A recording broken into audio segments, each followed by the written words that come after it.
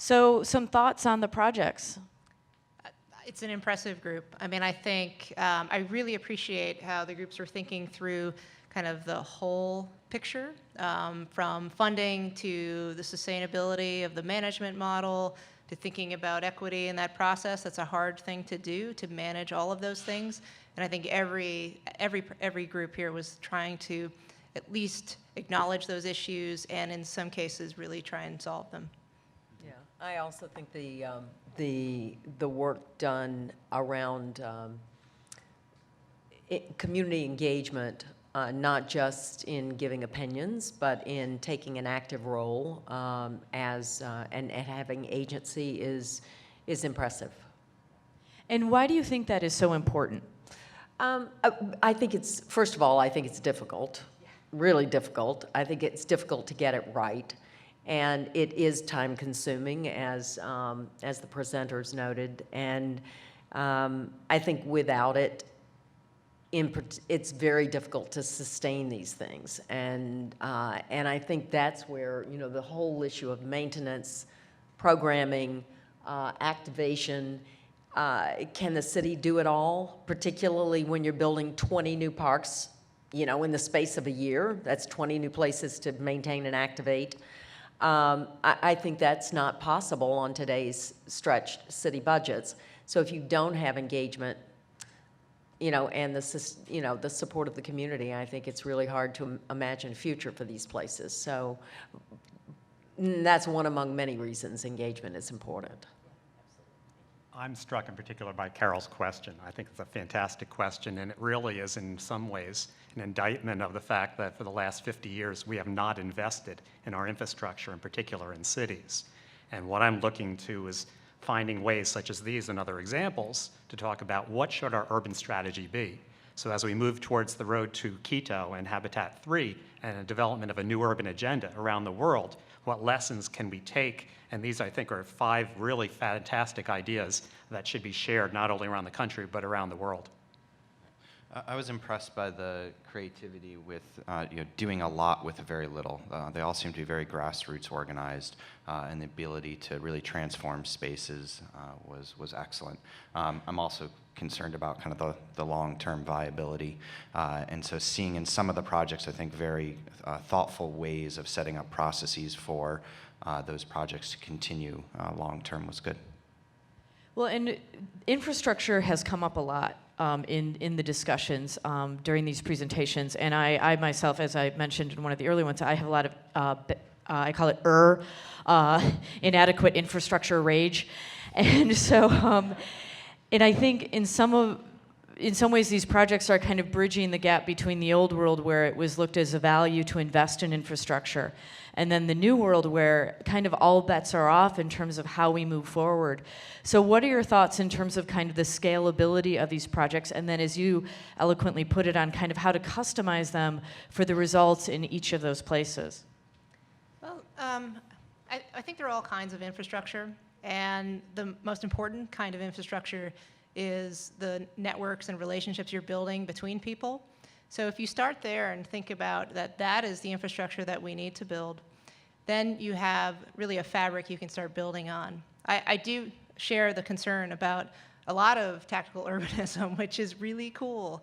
But then how do you network these efforts in a way that is long-term and link it to these larger infrastructure projects? I mean, often it's the tactical urbanism pieces, though, that are proof of concept, right? And so you need to be thinking about what is that larger aspirational vision, and if you're getting there through this really networked grassroots engagement with people, and that also means not assuming that the designers are the only designers in the room.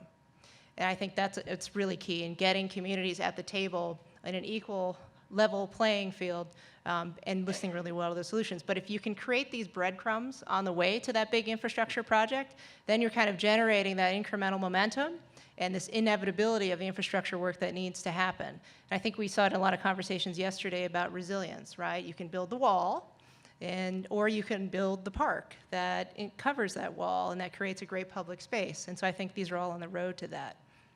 But I think connecting tactical urbanism to larger infrastructure questions means connecting it to politics, connecting community engagement to politics. And I think this is where we fall down. We fail to make the connection. And when you see the abysmal, really abysmal rates of voting in local elections, it is, I mean, you see that we're broken there. I love the fact that some of the presenters referred to the engagement part of your strategy as inviting people into community, into civic work, and again, enabling agencies so that they feel that their thoughts, their ideas, their taxes are connected to something real and practical in communities. But if we don't get to voting, I think it will continue to be a problem. There will be no civic will for big infrastructure. Can I just add a little piece here? Yeah. Because Yeah, I think part of the legacy of these projects needs to be that the community stay connected, right?